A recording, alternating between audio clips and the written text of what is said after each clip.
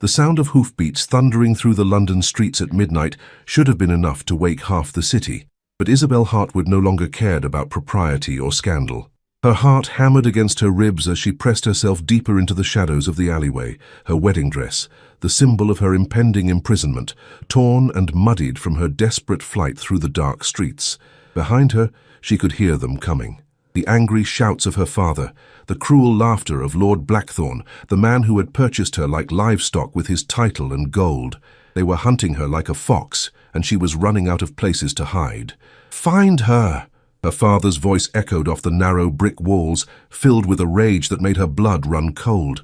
"She cannot have gone far in that dress. Check every doorway, every shadow." Isabel closed her eyes and tried to steady her breathing, but panic clawed at her throat like a living thing. At 22, she had spent her entire life being molded into the perfect commodity, beautiful, accomplished, obedient. Tonight was supposed to be her wedding night, the culmination of months of negotiations between her father and the man who would own her completely once the vows were spoken. But she had seen the truth in Lord Blackthorne's eyes during their final meeting, had seen the cold calculation, the barely restrained violence, the promise of a life where her spirit would be systematically broken until nothing remained but a hollow shell wearing her face. So she had run. The plan had been desperate and poorly conceived. Slip away during the wedding feast, steal a horse from the stables, and ride hard for the coast where she might find passage to France. She had saved every penny of her pin money for months, sewn the coins into the lining of her cloak, and practiced riding astride in secret when the household slept. But the horse had thrown her barely a mile from her father's estate, spooked by a cat that darted across the road. She had been forced to continue on foot, stumbling through the darkness in her elaborate wedding gown, the heavy silk and intricate beadwork that had cost a fortune, now serving only to mark her as prey. "She's here somewhere," came Lord Blackthorne's voice, closer now, filled with the kind of cold fury that promised retribution beyond her worst nightmares. "The little fool thinks she can escape her obligations. When I find her, she'll learn the price of defying me." Isabel pressed her hand to her mouth to stifle a sob. She had known this was likely a futile gesture, that a woman alone had little chance of escaping the web of male authority that surrounded her. But the alternative, a lifetime of subjugation to a man who looked at her like she was a prize horse to be broken, had been unthinkable. The alleyway where she hid was narrow and rank, with the smell of refuse, trapped between two towering buildings that blocked out most of the moonlight. At the far end, she could see the faint glow of a street lamp, but reaching it would mean exposing herself to view. Behind her, the sounds of the search were growing closer. She was trapped. "Check that alley," her father commanded, his voice sharp with desperation. Sir Edmund Hartwood was a man who had built his fortune on careful calculations and strategic marriages. His daughter's rebellion threatened not only his financial arrangements with Lord Blackthorne, but his reputation as a man who could control his own household. Footsteps echoed off the cobblestones, growing louder with each passing second. Isabel looked around frantically for another escape route, but the alley was a dead end, the walls too high to climb, the shadows too shallow to provide adequate concealment. This was it then. Her brief taste of freedom was over. She closed her eyes and tried to prepare herself for what was coming. Lord Blackthorne would not be gentle in his punishment for this humiliation. Her father would likely lock her away until the wedding could be rearranged, if Blackthorne was still willing to proceed after this scandal. The footsteps were almost upon her now. She could see the flicker of torchlight beginning to penetrate the darkness of the alley. And then, impossibly, she heard the sound of a single horse approaching at a measured pace, its hoofbeats steady and unhurried in stark contrast to the frantic search happening around her. "What the devil?" Her father's voice cut off abruptly, replaced by a tone of surprise and sudden wariness. Isabel pressed herself further into the shadows and peered toward the mouth of the alley. A lone rider had appeared, mounted on a magnificent black stallion that seemed to absorb the moonlight rather than reflect it. The man himself was little more than a silhouette, tall and broad-shouldered, his face hidden beneath the brim of a dark hat. "Your Grace," her father's voice had changed completely, taking on the obsequious tone he used with his social superiors. "I had no idea you were in London. We are conducting a small family matter." "Are you indeed?" The rider's voice was deep and cultured, carrying an authority that seemed to fill the entire street. "And what manner of family matter requires hunting a young woman through the streets of London at midnight like a pack of hounds?" Isabel's breath caught in her throat. Whoever this man was, he had clearly witnessed enough to understand the nature of the pursuit. But would he intervene, or simply ride on after satisfying his curiosity? "Your Grace, my daughter has taken leave of her senses," her father said, his voice tight with embarrassment. "She fled her own wedding in a fit of hysteria. We are simply trying to ensure her safety and return her to her proper place." Her proper place? There was something dangerous in the rider's tone now, a quiet menace that made even Lord Blackthorne step back. And where precisely would that be? "With her husband, naturally," Lord Blackthorne interjected, his own voice carrying the arrogance of a man accustomed to getting his way. "I am Lord Blackthorne, and the girl is my lawfully betrothed bride. This is a private family matter, Your Grace, and I must ask you not to interfere." The rider was silent for a long moment, and Isabel could feel the tension in the air growing thick as fog. When he finally spoke, his voice was soft but carried the weight of absolute authority. "Lord Blackthorne, yes, I know of you. Your reputation precedes you, and it is not a pleasant one. I beg your pardon. Tell me, Blackthorne, how many wives have you buried?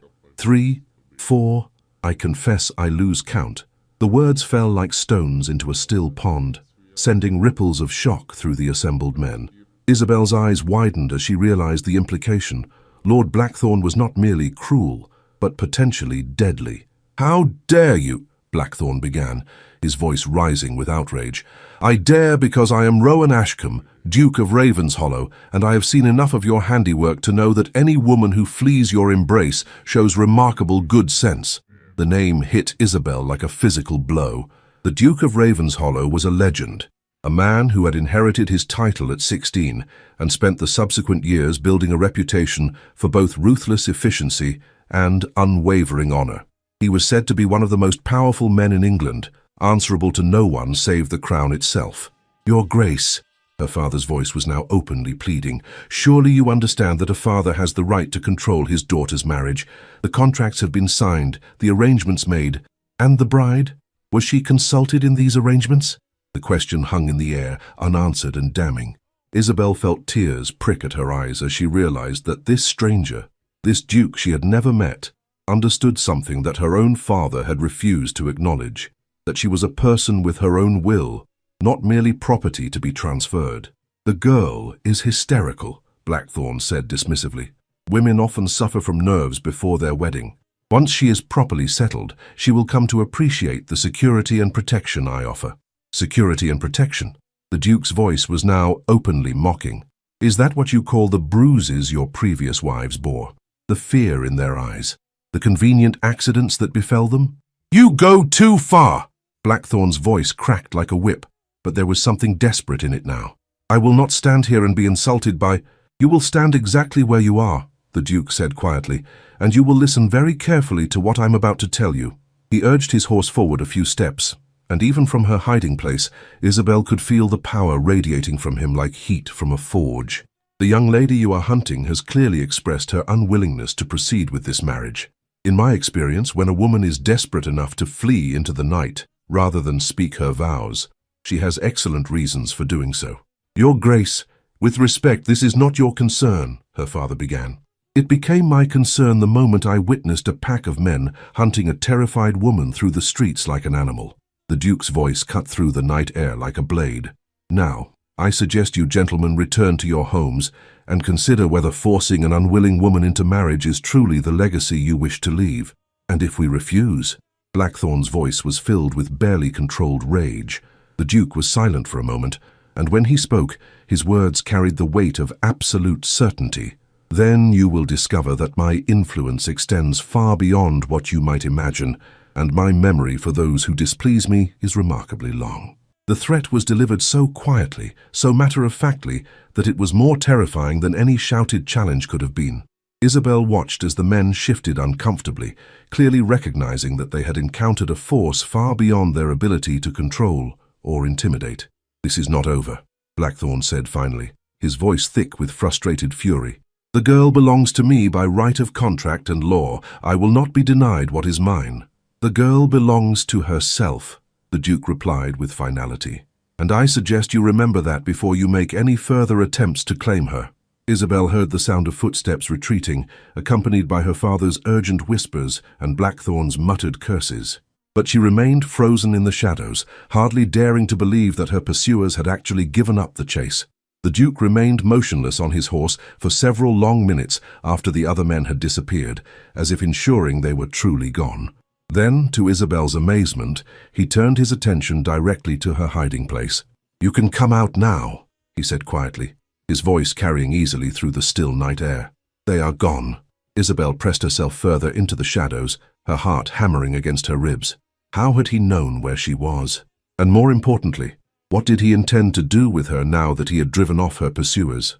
"I know you are there," the Duke continued, his tone patient but firm. "And I know you are frightened, but I give you my word that I mean you no harm." Still, Isabel hesitated. She had learned the hard way that a man's word was often worth less than the breath used to speak it. But what choice did she have?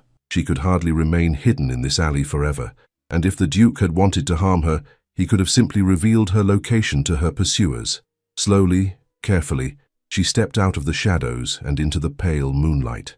She was acutely aware of how she must look, her elaborate wedding dress torn and muddied, her carefully arranged hair falling in tangled waves around her shoulders, her face streaked with tears and dirt. The Duke studied her for a long moment, and she found herself looking up into a face that was both aristocratic and surprisingly kind.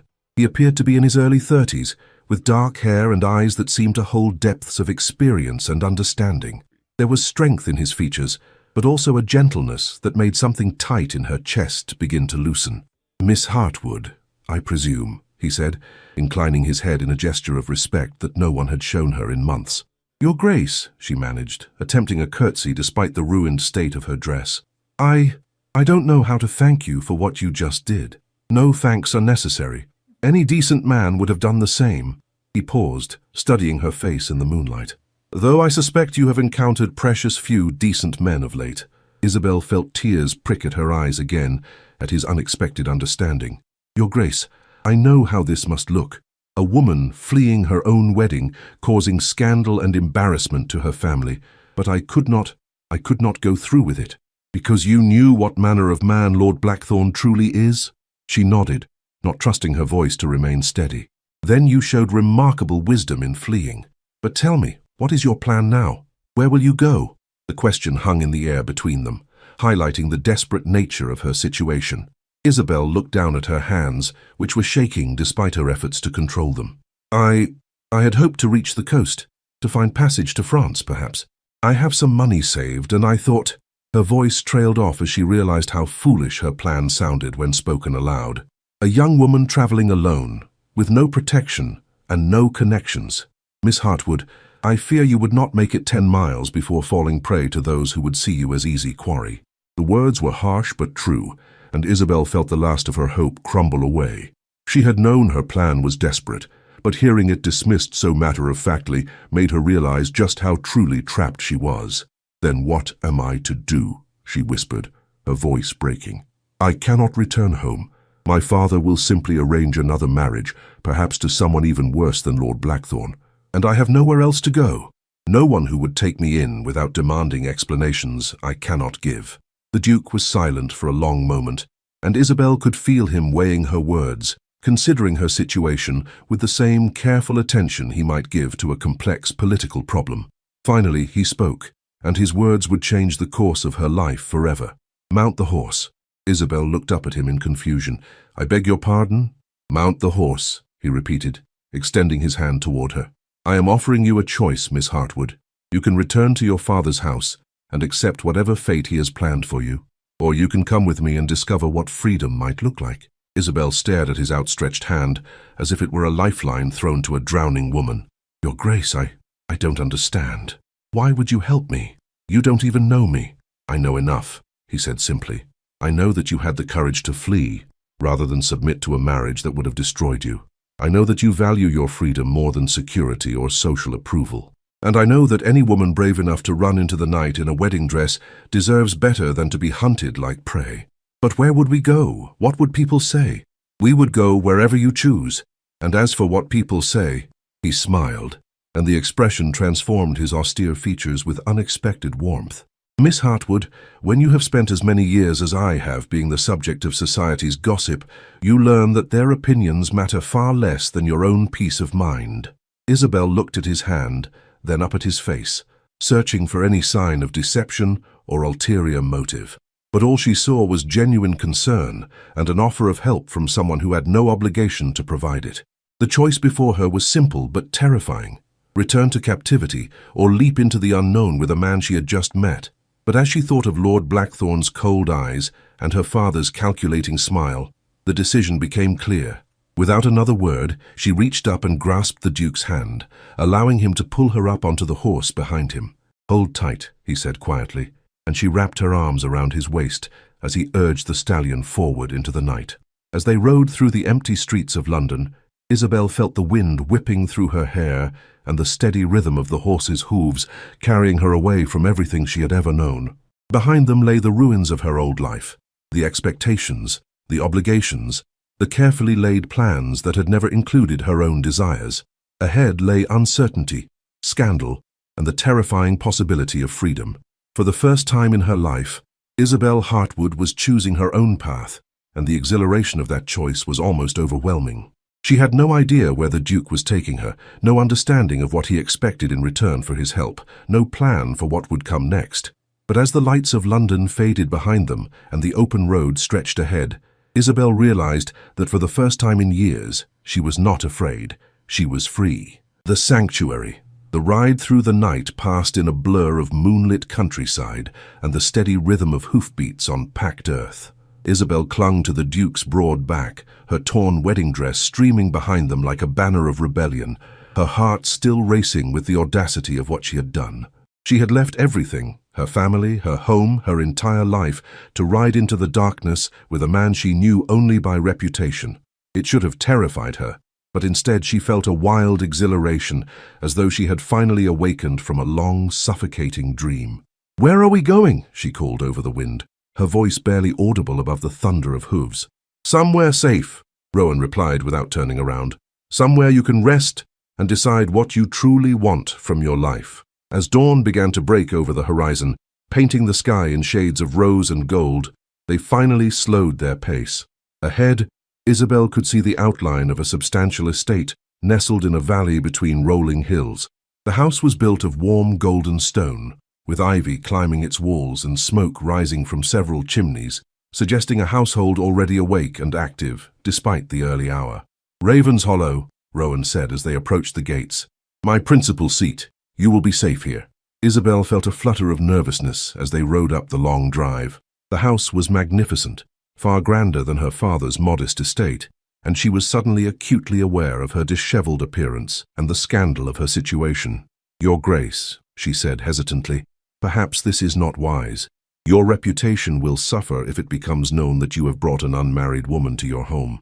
"My reputation has survived far worse scandals than this," Rowan replied, with what sounded like amusement. "Besides, you will not be staying in the main house.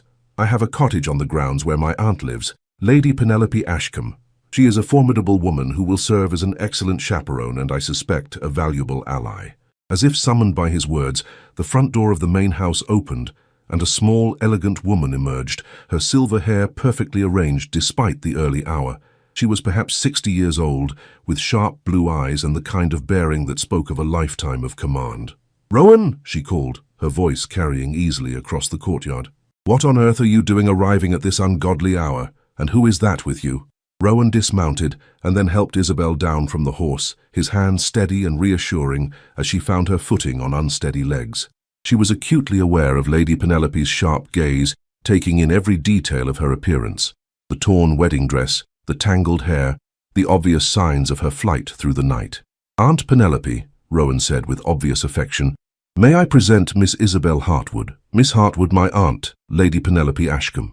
Lady Penelope's eyebrows rose as she took in Isabel's appearance, but her expression remained carefully neutral. "Miss Hartwood, how interesting. And might I inquire as to the circumstances that have brought you to Ravenshollow in such a state?" "Miss Hartwood was fleeing an unwanted marriage," Rowan said simply. "I encountered her in London and offered assistance." "Ah." Lady Penelope's expression softened slightly.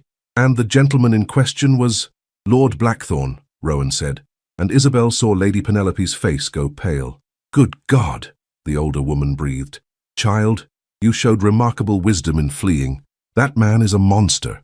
She moved forward and took Isabel's hands in her own, her touch warm and surprisingly comforting. "My dear, you are safe now. Come, let us get you cleaned up and fed, and then you can tell me everything." "Lady Penelope, I don't know how to thank you for your kindness. I know my presence here must be highly irregular." "Nonsense," Lady Penelope said briskly. "Any woman with the courage to flee Blackthorn deserves all the help we can provide. Besides, I have been rattling around in that cottage by myself for months. I shall enjoy the company." As Lady Penelope led her toward a charming stone cottage nestled among the gardens, Isabel felt tears of relief and gratitude threatening to overflow. After months of feeling trapped and helpless, she had found sanctuary with people who not only understood her situation, but were willing to help without judgment. "Miss Hartwood," Rowan called after her, and she turned to find him watching her with an expression she couldn't quite read. "Rest today. Tomorrow, we will discuss your options and decide how best to proceed." "Your Grace," Isabel said, her voice thick with emotion, "I will never be able to repay your kindness." "No repayment is necessary," he replied. "Your freedom is payment enough." The cottage was everything Isabel could have hoped for. Small but comfortable, with cheerful yellow walls and windows that looked out over the estate's gardens. Lady Penelope immediately set about making her feel welcome, ordering hot water for a bath and sending servants to fetch clean clothes. "Now then," Lady Penelope said, once Isabel had been bathed and dressed in a simple but well-made gown, "tell me everything. How did you come to be engaged to that dreadful man?" Sitting in the cottage's cozy parlor with a cup of tea warming her hands, Isabel found herself telling the story she had never been able to share with anyone. She spoke of her father's gambling debts, of Lord Blackthorn's offer to settle them in exchange for her hand, of the months of dread as the wedding approached. "I tried to be obedient," she said, her voice barely above a whisper. "I tried to accept that this was my duty, my fate. But then I learned more about Lord Blackthorn's previous wives, about the accidents that befell them, and I realized that marrying him would not just mean the death of my freedom, it might mean my actual death." Lady Penelope's face had grown increasingly grim as Isabel spoke. "My dear child, you were absolutely right to flee. Blackthorn is a predator who has escaped justice far too long. The fact that your father would even consider such a match—" She shook her head in disgust. "But what am I to do now?" Isabel asked, voicing the question that had been haunting her since the moment she had climbed onto the Duke's horse. "I cannot return home. My father will never forgive this humiliation, and he will simply arrange another marriage, perhaps to someone even worse. But I have no means of supporting myself, no skills that would allow me to earn a living." "Nonsense," Lady Penelope said briskly. "You are intelligent, well-educated, and clearly possess considerable courage. There are options available to you, though they may require some creativity." "What do you mean?" "Well, you could become a governess or companion to a respectable family. With the right references, such a position would provide you with security and independence. Or perhaps you have other talents, writing, music, art, that could be developed into a means of support." Isabel considered this, feeling a spark of hope for the first time since her flight. "I do enjoy writing," she said slowly. "I have always kept journals, and I have written some stories, though nothing that has ever been published." "Excellent. There is quite a market for novels written by ladies these days. With some guidance, and perhaps a small investment in your education, you could potentially support yourself through your pen." The idea was both thrilling and terrifying. To support herself through her own efforts, to be beholden to no one, it was a dream she had never dared to entertain. "But Lady Penelope, even if such a thing were possible, it would take time to establish myself, and in the meantime, I would be entirely dependent on your charity." "My dear child, after the life I have lived, I can assure you that helping a young woman escape an unwanted marriage is hardly charity. It is justice. Besides, I suspect my nephew has some ideas about your situation as well." "The Duke? But why would he concern himself with my future? He has already done more than enough by rescuing me." Lady Penelope gave her a knowing look. "My dear, Rowan does not make impulsive decisions. If he brought you here, it is because he sees something in you worth protecting and nurturing. Trust me, he has plans." That evening, as Isabel sat in the cottage garden watching the sunset paint the sky in brilliant shades of orange and pink, She reflected on the extraordinary turn her life had taken.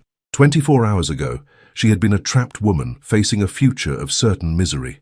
Now she was free, surrounded by people who not only understood her situation, but were actively working to help her build a new life. Miss Hartwood? She turned to find Rowan approaching through the garden paths, his tall figure silhouetted against the dying light. He had changed from his riding clothes into evening dress, and she was struck again by the quiet authority he carried, the sense of power held carefully in check. "Your Grace," she said, rising to curtsy. "I hope I am not intruding by sitting in your garden." "Not at all. In fact, I was hoping to speak with you. May I join you?" "Of course." He settled onto the bench beside her, maintaining a respectful distance but close enough that she could catch the faint scent of sandalwood and leather that seemed to cling to him. "I trust my aunt has made you comfortable." "More than comfortable. She has been extraordinarily kind. But Your Grace, I must ask, why are you helping me? You could have simply driven off my pursuers and left me to find my own way. Instead, you brought me to your home, involved your family in my troubles. I cannot understand what you hope to gain from such generosity." Rowan was quiet for a long moment, his dark eyes fixed on the horizon. When he finally spoke, his voice was thoughtful, almost distant. "Have you ever felt trapped, Miss Hartwood? Truly trapped, with no way out and no hope of escape?" "Yes," she said softly. "Every day for the past 6 months. Then you understand why I could not simply ride away and leave you to face that fate alone." He turned to look at her, and she saw something in his expression that made her breath catch. A depth of understanding that spoke of personal experience with desperation. "Your Grace, forgive me for asking, but have you been trapped? You are a duke, one of the most powerful men in England. What could possibly... Power and freedom are not the same thing, Miss Hartwood. I inherited my title at 16, along with responsibilities and expectations that have shaped every decision I have made since. I have spent the last 15 years doing what was expected of me, marrying whom I was told to marry, supporting causes I was supposed to support, living a life that was mapped out for me before I was old enough to have opinions of my own." Isabel stared at him in surprise. "You were married, for 5 years, to a woman chosen by my guardians for her bloodline and dowry. She was a lovely person, but we were strangers who happened to share a name and a house. She died 3 years ago in childbirth, along with our son." "I am so sorry," Isabel said softly, her heart aching for the pain she heard in his voice. "Thank you. But my point is this. When I saw you fleeing into the night rather than submit to a marriage that would destroy you, I saw courage I had never possessed. You chose freedom over security, uncertainty over a comfortable prison. That kind of bravery deserves to be rewarded, not punished." They sat in comfortable silence for a while, watching the first stars appear in the darkening sky. Finally, Rowan spoke again. "Miss Hartwood, I have a proposition for you, but before I make it, I want you to know that you are under no obligation to accept. You are free to choose your own path, whatever that might be." "What kind of proposition?" "A marriage of convenience. A partnership that would give you the protection of my name and title while allowing you the freedom to pursue your own interests and ambitions." Isabel felt her heart stop. "Your Grace, I don't understand. You barely know me. Why would you offer such a thing?" "Because I believe we could help each other. Society expects me to remarry, to produce an heir and continue the family line. But I have no desire for another arranged marriage, another relationship built on duty rather than choice. You, meanwhile, need protection and independence. As my Duchess, you would have both. But Your Grace, what would you gain from such an arrangement? Surely you could have your pick of any woman in England." "I would gain a partner who chose to be there, rather than one who was forced into the role. I would gain the freedom to build a marriage based on mutual respect and shared goals, rather than obligation and expectation." Isabel's mind raced as she tried to process what he was offering. Marriage to a duke would solve all her immediate problems. She would be safe from her father and Lord Blackthorn, would have the resources to pursue her writing, would never again have to fear being forced into an unwanted union. But it would also mean binding herself to a man she had known for less than 2 days, entering into a relationship with no guarantee of affection or compatibility. "Your Grace, this is an extraordinary offer. But I must ask, what would you expect from such a marriage? What would be my obligations as your wife?" "You would be expected to serve as my hostess for social occasions, to support my political and charitable endeavors when they align with your own beliefs, and to present a united front in public. Beyond that, You would be free to pursue your own interests, maintain your own friendships, and live your life as you see fit. And the more intimate aspects of marriage, Rowan's expression grew serious. That would be entirely your choice. I would never force my attentions on you or expect you to submit to anything that made you uncomfortable. If in time affection developed between us, then perhaps, but only if it was what you truly wanted. The honesty in his voice, the respect he was showing for her autonomy, was almost overwhelming. Here was a man offering her everything she had never dared to dream of: safety, freedom, respect, and the chance to build a life on her own terms. Your Grace, I need time to consider this. It is not a decision I can make lightly. Of course, take all the time you need. But Miss Hartwood, I want you to know that whatever you decide, you will always have a place here. My aunt has already declared her intention to keep you as a permanent guest, and I would be honored to serve as your guardian and protector in whatever capacity you require. As he rose to leave, Isabel felt a sudden urge to call him back, to accept his offer immediately. But she forced herself to remain silent. This decision would shape the rest of her life, and she owed it to herself to consider it carefully. Your Grace, he turned back to her, his expression patient and kind. Thank you, she said simply, for everything, for seeing me as a person worth saving. Miss Hartwood, he said softly, you were always worth saving. It simply took someone with the wisdom to recognize it. The decision. Isabel spent the next 3 days in a state of careful contemplation, walking the gardens of Raven's Hollow and discussing her options with Lady Penelope. The older woman proved to be an invaluable source of wisdom and practical advice, having navigated the treacherous waters of society for more than 40 years. My dear, Lady Penelope said, as they sat in the cottage parlour on the third morning, I can see that you are torn about Rowan's proposal. Perhaps it would help if I shared some perspective about my nephew's character. I would be grateful for any insights you can provide, Isabel replied, setting down her teacup. I feel as though I am trying to make a decision about a man I barely know. Rowan is one of the finest men I have ever known, Lady Penelope said without hesitation. He inherited his title at a tragically young age when his parents were killed in a carriage accident. Suddenly he was responsible for vast estates, hundreds of tenants, and a seat in the House of Lords. Most young men would have crumbled under such pressure, but Rowan rose to meet it. He mentioned that his marriage was arranged by his guardians. Yes, and it nearly broke my heart to watch. Charlotte was a lovely girl, but she and Rowan were completely unsuited to each other. She wanted a husband who would shower her with attention and romance, while he was struggling to manage his responsibilities and learn how to be a duke. They were both miserable, though they tried their best to make it work. How tragic for both of them. Indeed. But here is what you must understand about Rowan. Despite his own unhappiness, he never once treated Charlotte with anything less than respect and kindness. He provided for her every comfort, supported her interests, and when she died, he mourned her genuinely. That tells you everything you need to know about his character. Isabel considered this, feeling some of her uncertainty begin to ease. Lady Penelope, may I ask you something rather personal? Of course, my dear. Were you ever married? Lady Penelope's expression grew wistful.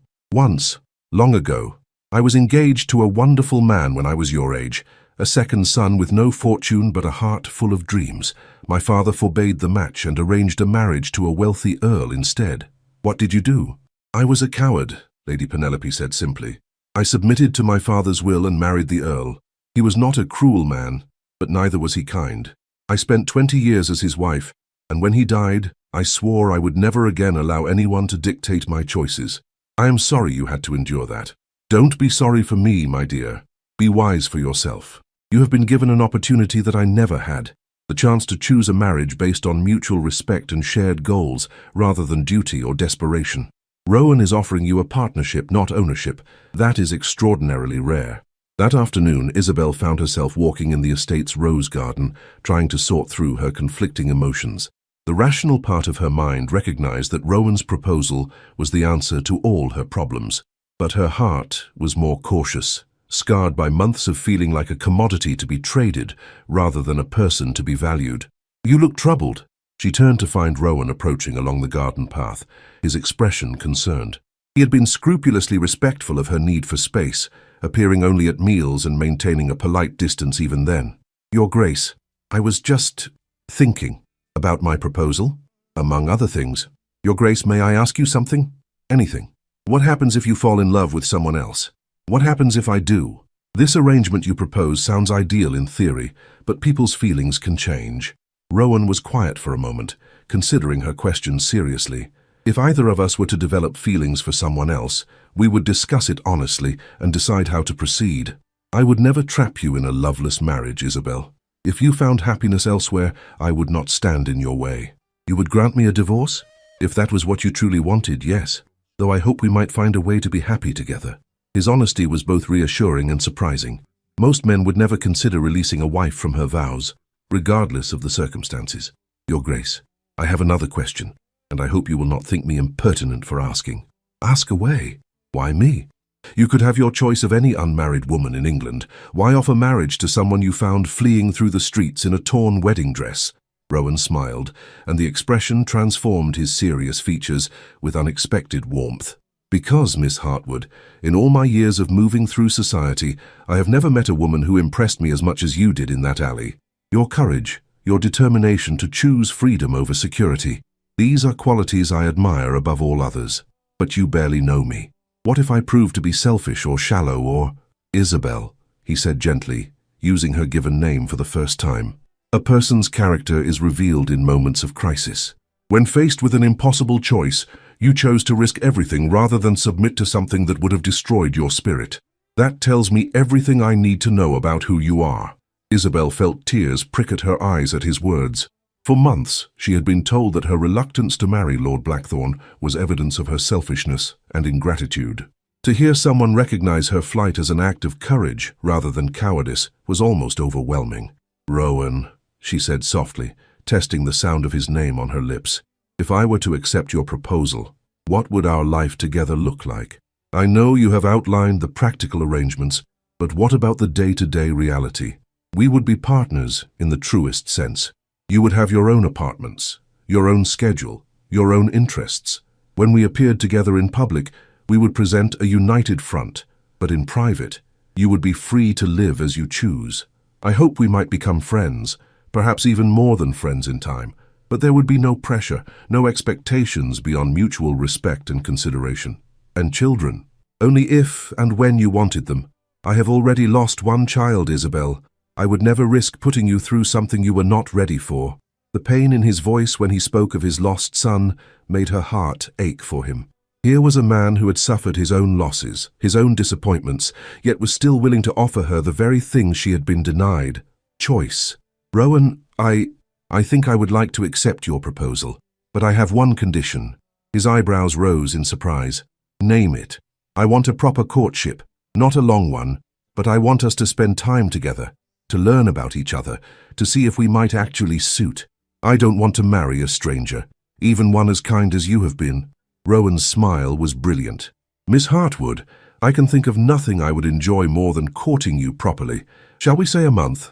That should give us time to know each other while not prolonging your uncertain situation indefinitely. A month sounds perfect. Then it is settled. We shall announce our engagement immediately. That will protect you from any further attempts by your father or Lord Blackthorne to reclaim you. And in 4 weeks' time, if we both still feel this is the right decision, we shall be married. As they walked back toward the house together, Isabel felt a sense of peace she had not experienced in months. She was still taking an enormous risk, still binding her future to a man she barely knew. But for the first time in her life, she was making a choice based on hope rather than fear. Rowan, yes? Thank you for giving me a choice. I know it may seem like a small thing to you, but it means everything to me. Isabel, he said seriously, every person deserves the right to choose their own path. The fact that you have been denied that right for so long is a tragedy, not a privilege I am granting you. That evening, as they shared the news with Lady Penelope over dinner, Isabel felt as though she were finally awakening from a long nightmare. The older woman was delighted by the announcement, immediately beginning to plan the wedding and discussing the social implications of their union. This will cause quite a stir in London, Lady Penelope said with obvious satisfaction. The Duke of Ravenshollow marrying a woman who fled her own wedding will be the talk of every drawing room in England. Will that be a problem?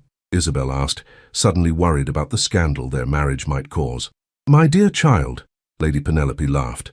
When you are a duchess, society will adjust their opinions to accommodate you, not the other way around. Besides, once they learn the truth about Lord Blackthorn, you will be seen as a heroine rather than a scandal. What do you mean? Rowan has been quietly investigating Blackthorn's past for years, Lady Penelope explained. He has evidence that the man has been systematically murdering his wives for their dowries. Your flight may have saved not only your own life, but potentially the lives of other women who might have fallen into his trap. Isabel felt a chill run down her spine at this confirmation of her worst fears. He was truly planning to kill me? Almost certainly, Rowan said grimly. Your father's debts were substantial, and your dowry would have cleared them nicely. Once Blackthorn had access to your inheritance, you would have become a liability rather than an asset. My God, Isabel whispered, her hand trembling as she set down her wineglass. My own father was willing to sell me to a murderer. Your father is a weak man who prioritized his own comfort over your safety, Rowan said, his voice hard with anger. But you are safe now, and I give you my word that no one will ever again have the power to treat you as property to be traded. As the evening drew to a close and they prepared to retire to their respective quarters, Rowan took Isabel's hand in his and pressed a gentle kiss to her knuckles. Tomorrow we begin our courtship properly, he said softly. I intend to show you that marriage can be a partnership of equals, built on respect and genuine affection. I look forward to it, Isabel replied, surprised by how much she meant it. As she prepared for bed that night, Isabel reflected on the extraordinary turn her life had taken. A week ago, she had been a trapped woman with no hope of escape. Now she was engaged to one of the most powerful men in England, a man who had offered her not just protection, but genuine partnership and respect. The future was still uncertain, but for the first time in months, uncertainty felt like possibility rather than threat. The courtship. The next morning brought the first day of what would prove to be the most unconventional courtship in recent memory. Rowan appeared at the cottage just after breakfast, dressed for riding and leading a gentle mare saddled for a lady. I thought we might explore the estate together, he said, when Isabel emerged from the cottage. If you are comfortable riding, that is. I love to ride, Isabel said, her eyes lighting up at the prospect. Though I confess I have not had much opportunity lately. Then we shall remedy that immediately. As they rode through the rolling countryside surrounding Raven's Hollow, Rowan proved to be an excellent companion, knowledgeable about the land and its history, attentive to her comfort, and genuinely interested in her thoughts and opinions. Tell me about your writing, he said, as they paused to rest the horses beside a babbling brook. What sort of stories do you enjoy creating? Oh, nothing very sophisticated, Isabel said, suddenly self-conscious. Just stories about people finding their way to happiness despite difficult circumstances. I suppose they are rather silly, really. Not silly at all, Rowan said firmly. The world has quite enough tragedy and despair. Stories that offer hope and the possibility of happiness serve a vital purpose. I would very much like to read some of your work, if you would be willing to share it. You would truly want to read my stories? Very much. And if they are as good as I suspect they are, I would like to help you find a publisher. There is no reason why your talent should not be shared with the world. The idea that someone might actually value her writing enough to help her publish it was almost overwhelming. Isabel had always written for her own pleasure, never daring to imagine that her stories might have value to others. Rowan, may I ask you something about your own interests? I know you have responsibilities as a duke, but what do you do for pleasure? I read voraciously, history, philosophy, poetry. I enjoy architecture and have been involved in designing several buildings on my various estates, and I have a passion for astronomy that my friends find rather eccentric. Astronomy? How fascinating. I have always been curious about the stars, but never had anyone to teach me about them. Then I shall have to remedy that as well. I have a telescope in the tower room of the main house. Perhaps one evening you would allow me to show you the wonders of the night sky. As they continued their ride, Isabel found herself relaxing in Rowan's company in a way she had never experienced with any man. He listened to her opinions without dismissing them, asked thoughtful questions about her interests, and shared his own thoughts with a candor that suggested he saw her as an intellectual equal. Rowan, she said as they turned back toward the house, may I tell you something that might sound strange? Of course. This is the first time in my life that I have felt truly seen by another person. Not as a daughter to be managed or a bride to be traded, but as myself. It is liberating. Isabel, Rowan said softly, bringing his horse closer to hers. You deserve to be seen and valued for exactly who you are. The fact that you have been denied that recognition is a failure of those around you, not a reflection of your worth. Over the following days, their courtship took on a rhythm that felt both natural and exciting. They rode together in the mornings, exploring different parts of the estate and discussing everything from literature to politics to their hopes for the future. In the afternoons, they often sat in the garden while Isabel wrote and Rowan attended to correspondence, comfortable in each other's presence, even in silence. "You have beautiful handwriting," Rowan observed one afternoon as he glanced over at her journal. "And you write with such intensity. What story has captured your imagination today?" "Actually, I was writing about us," Isabel admitted, her cheeks coloring slightly. "About how strange it is to discover that the person you thought was rescuing you was actually the one who needed rescuing himself." "What do you mean?" "You saved me from a life of misery, yes. But I think perhaps I am saving you from something as well. From loneliness, from the burden of carrying all your responsibilities alone, from the expectation that you must always be strong and never show vulnerability." Rowan was quiet for a long moment, and when he spoke, his voice was thick with emotion. "You see too much, Isabel. Yes, I have been lonely. Yes, I have felt the weight of always having to be the strong one, the one with answers and solutions. But I never hoped that someone might understand that burden and be willing to share it. That is what partnership means, is it not? Sharing both the joys and the burdens." "Yes," he said simply. "It is exactly what it means." Their evenings were spent in the cottage parlour with Lady Penelope, who regaled them with stories of her youth and offered gentle guidance on the social implications of their upcoming marriage. It was during one of these evenings that the first challenge to their happiness arrived in the form of an unexpected visitor. "Your Grace," the butler announced, his expression troubled, "Sir Edmund Hartwood is here to see you. He is most insistent." Isabel felt her blood turn to ice at the mention of her father's name. "He found me," she whispered, her face going pale. "He cannot take you," Rowan said firmly, rising from his chair. "You are under my protection now, and I will not allow anyone to harm you. But what if he demands that I return home? What if he claims legal authority over me? Then we shall inform him that you are engaged to be married, and therefore no longer under his authority," Lady Penelope said briskly. "A father's power over his daughter ends when she becomes betrothed to another man." "Isabel, you do not have to see him if you do not wish to," Rowan said gently. "I can speak with him alone and send him away." Isabel considered this, then squared her shoulders with determination. "No, I want to see him. I want to tell him myself that I will never again be subject to his authority or his poor judgment. But I would like you to be there with me if you are willing. Of course, we shall face him together."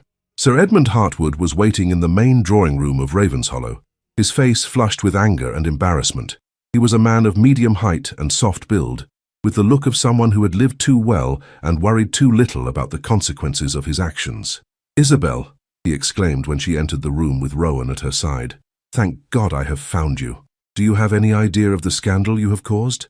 Lord Blackthorne is furious, and I have had to endure the most humiliating—" "Sir Edmund," Rowan interrupted, his voice carrying the unmistakable authority of his rank, "I believe you owe your daughter an apology before you say another word."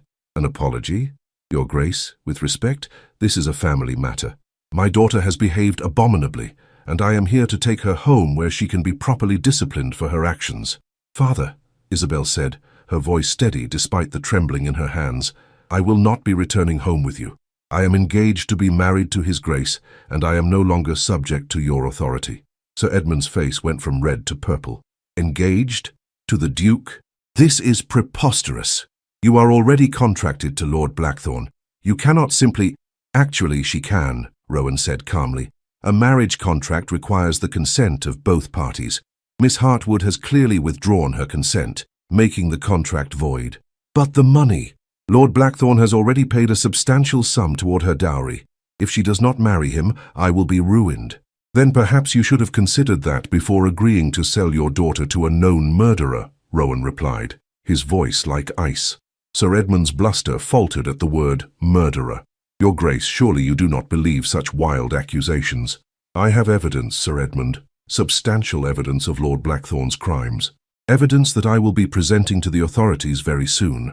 Your daughter's flight may have saved not only her own life, but potentially prevented future murders. The colour drained from Sir Edmund's face as the full implications of Rowan's words sank in. But if Blackthorn is arrested, the scandal will destroy me, and without the marriage settlement— "Father," Isabel said, her voice filled with a mixture of pity and disgust, "you were willing to sacrifice my life for your gambling debts. You have no right to expect my sympathy now." "Isabel, please, you are my daughter. Surely you cannot abandon your family in our hour of need." "You abandoned me the moment you agreed to trade my life for your debts," Isabel replied, her voice growing stronger with each word. "I owe you nothing, father. Nothing at all." "Sir Edmund," Rowan said, his tone final, "this conversation is over. Miss Hartwood has made her choice, and I support it completely. I suggest you leave now before I decide to have you removed from my property." Sir Edmund looked between his daughter and the Duke, clearly recognizing that he had lost this battle completely. "This is not over," he said weakly, but the threat carried no conviction. "Yes, it is," Isabel said firmly. "Goodbye, father."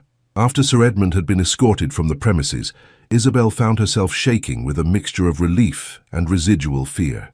Rowan immediately moved to her side, offering his arm for support. "Are you all right?" "I think so. It is strange. I thought I would feel sad about cutting ties with my father completely, but instead I feel free, as though a weight I did not even realize I was carrying has been lifted from my shoulders." "That is because you have finally claimed your own power," Rowan said softly. "You stood up to the man who tried to control you and told him that his authority over you was at an end. That takes tremendous courage. I could not have done it without you beside me." "Yes, you could have. The strength was always there, Isabel. I simply provided a safe space for you to find it." That evening, as they sat together in the garden watching the sunset, Isabel reflected on how much her life had changed in just 2 weeks. She had gone from being a trapped woman with no choices to someone who could face down her father and claim her own autonomy.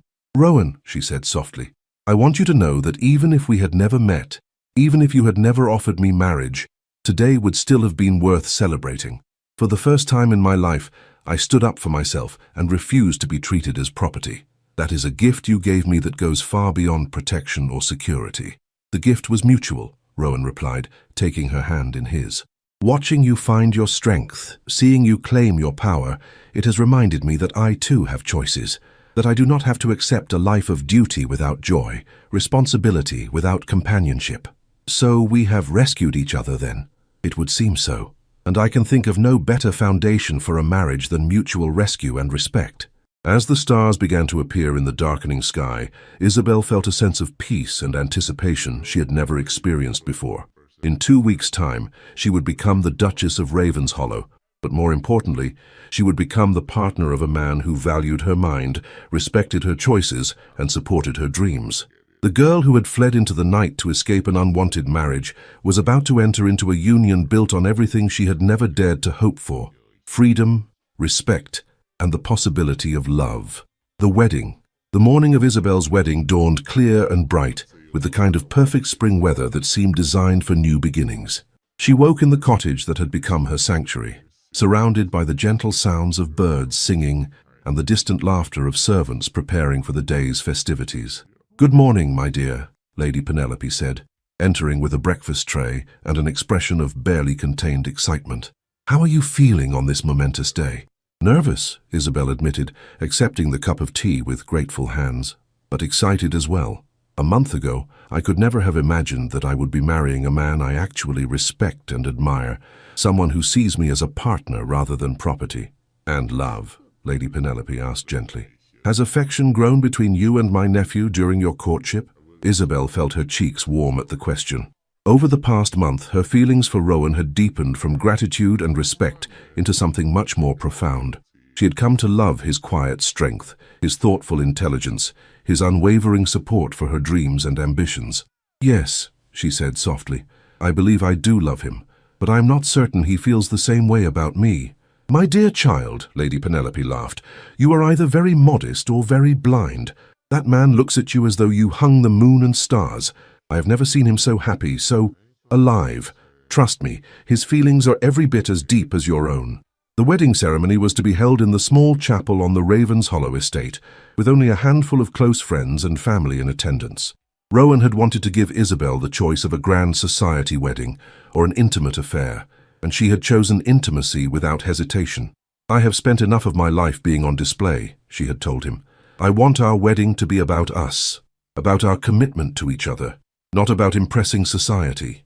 As Lady Penelope helped her dress in the beautiful gown that had been created for the occasion, a confection of ivory silk and delicate lace that made her feel like a princess from one of her own stories, Isabel reflected on the extraordinary journey that had brought her to this moment. "You look absolutely radiant," Lady Penelope said, stepping back to admire the finished result. "Rowan is going to be speechless when he sees you." The chapel was filled with early morning sunlight streaming through stained glass windows, casting rainbow patterns across the stone floor. As Isabel walked down the aisle, alone by her own choice, symbolizing her independence and self-determination, she saw Rowan waiting for her at the altar. He was magnificent in his formal attire, but it was the expression on his face that took her breath away. Lady Penelope had been right. He was looking at her as though she were the most precious thing in the world, his dark eyes filled with love and wonder. "You are beautiful," he whispered as she reached his side, his voice thick with emotion. "As are you," she replied, meaning it completely. The ceremony itself was simple, but deeply moving. They had written their own vows, speaking words of partnership, respect and love that brought tears to the eyes of everyone present. "I promise to honor your dreams as much as my own," Rowan said, his voice carrying clearly through the small chapel. "To support your independence while offering you the security of my love. To be your partner in all things, your equal in all decisions, and your champion in all endeavors." "I promise to share your burdens as well as your joys," Isabel replied, her voice steady, despite the tears streaming down her cheeks. "To stand beside you as an equal, to challenge you when you need challenging, and to support you when you need support. To build with you a marriage based on choice rather than obligation, on love rather than duty." When the vicar pronounced them husband and wife, Rowan's kiss was gentle and reverent, full of promise for the future they would build together. The wedding breakfast was held in the garden of Ravenshollow, with tables set among the roses and a small orchestra playing softly in the background. It was everything Isabel had dreamed of, intimate, joyful, and focused on celebration rather than display. "Your Grace," one of the guests said, approaching Isabel with a warm smile, "I wanted to tell you how delighted I am by this match. The Duke has seemed like a different man these past weeks, happier, more relaxed. You have clearly been very good for him." "He has been very good for me as well," Isabel replied, glancing across the garden to where Rowan was deep in conversation with several friends. "I think we have rescued each other." As the afternoon wore on and the guests began to depart, Isabel found herself alone with Rowan in the garden, the setting sun painting the sky in brilliant shades of orange and pink. "So, Your Grace," Rowan said with a smile, using her new title for the first time, "how does it feel to be a duchess?" "It feels like freedom," Isabel replied without hesitation. "Like possibility, like the beginning of a life I never dared to imagine." "And how does it feel to be married to me?" he asked, his tone light but his eyes serious. "Like coming home," she said softly, moving closer to him. "Rowan, I need to tell you something." "What is it?" "I love you. Not because you rescued me, not because you offered me security, but because of who you are. Because you saw me as a person worth saving when I had forgotten that myself. Because you gave me choices when the world wanted to deny them to me. Because you made me believe that I deserved happiness." Rowan's response was to pull her into his arms and kiss her with a passion that left no doubt about his own feelings. "I love you too, Isabel," he said against her lips. "More than I ever thought possible. You have brought light into my life, hope into my future, and joy into my heart. I promise to spend the rest of my life proving worthy of the gift you have given me." As they stood together in the garden of their new home, surrounded by the roses and the gathering twilight, Isabel reflected on the extraordinary journey that had brought them to this moment. Just 2 months ago, she had been a desperate woman fleeing through the dark streets of London, certain that her life was over before it had truly begun. Now she was the Duchess of Ravenshollow, married to a man who loved and respected her, with a future full of possibilities she had never dared to imagine. She would pursue her writing with Rowan's full support, perhaps even see her stories published. She would use her new position to help other women who found themselves trapped as she had been. Most importantly, she would build a marriage based on partnership and mutual respect. "What are you thinking about?" Rowan asked, following her gaze toward the horizon where the first stars were beginning to appear. "About how sometimes the most desperate moments can lead to the most beautiful beginnings," Isabel replied, leaning into his embrace. About how 2 words, mount the horse, changed everything. Those were the easiest words I have ever spoken, Rowan said, his voice warm with love. Because from the moment I saw you in that alley, I knew you were worth saving. I just never imagined that in saving you, you would save me as well. As they walked hand in hand toward their new life together, Isabel knew that she had found something rarer than any fairy tale, a love built on choice rather than circumstance, on respect rather than obligation, on the recognition that 2 people could be stronger together than either could ever be alone. The woman who had fled a forced marriage had found her way to a union that would free them both to become the best versions of themselves. And in the years to come, their love story would be remembered not just as a romance, but as proof that courage, even in the darkest moments, could lead to the most extraordinary transformations. The girl who had mounted the horse in desperation had become a duchess through love, and her greatest adventure was just beginning. Did Isabel's daring escape and unexpected love story capture your heart? If this tale of courage, choice, and a duke who offered freedom instead of control moved you, please like this story and subscribe for more captivating historical romances. Share this with someone who believes that true love respects independence and empowers dreams. Which moment touched you most? The midnight rescue, the marriage proposal, or their wedding vows of partnership? Let us know in the comments below. Don't forget to hit the notification bell so you never miss our latest romantic adventures where love conquers fear and transforms lives forever.